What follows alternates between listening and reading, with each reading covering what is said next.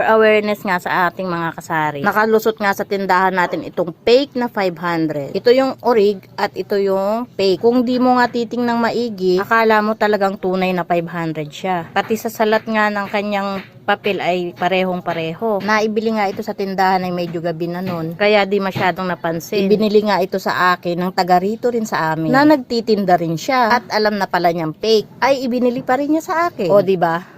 Tao nga naman. Ibinili daw sa kanya, pagkatapos ibinili naman niya sa akin. O diba, siya nga lang, eto nga, kinumpara ko nga siya sa tunay. Ito yung tunay na 500. Ayan. Ibang-iba nga ang itsura nitong fake. Sa kulay pa lang niya.